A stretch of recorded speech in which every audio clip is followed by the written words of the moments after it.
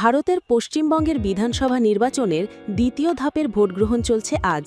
এতে পশ্চিমবঙ্গের 7টি বিভাগের 142টি আসনে 3,21,00,000 ভোটার ভোট দিচ্ছেন। ভোটগ্রহণের সর্বশেষ পরিস্থিতি দেখতে ভবানীপুরের একটি বুথে গিয়েছিলেন বিজেপির পশ্চিমবঙ্গ শাখার প্রধান শুভেন্দু অধিকারী। সেখানে তাকে জয় বাংলা স্লোগান দিয়ে তৃণমূল কংগ্রেসের নেতাকর্মীরা মারধরের চেষ্টা করেছেন বলে অভিযোগ করেছেন শুভেন্দু। ওই সময় শুভেন্দু পাল্টা জয় শ্রীরাম এবং হিন্দু হিন্দু ভাই ভাই স্লোগান দেন।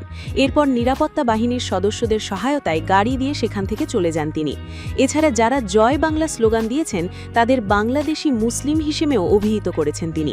শুভেন্দু বলেন, তারা বাংলাদেশি মুসলিম, তারা ভীত। মমতা নির্বাচনে হেরে নিশ্চিহ্ন হয়ে যাবেন।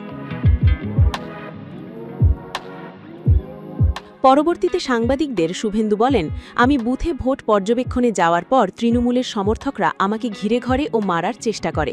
তিনি আরও বলেন, বুথে যারা ছিল তারা ভোটার নয়, বাইরের লোক। পরিস্থিতি উত্তপ্ত হওয়া শুরু করলে পুলিশ সেখানে লাঠিচার্জ করে উপস্থিতদের ছত্রভঙ্গ করে দেয়।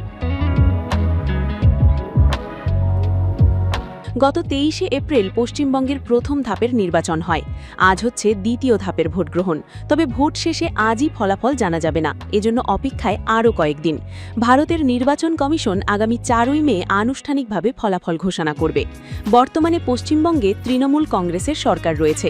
তারা টানা 3 বার সেখানে সরকার গঠন করেছে। এবার বিজেপি সেই ধারা ভেঙে ক্ষমতায় যাওয়ার সর্বোচ্চ চেষ্টা করছে।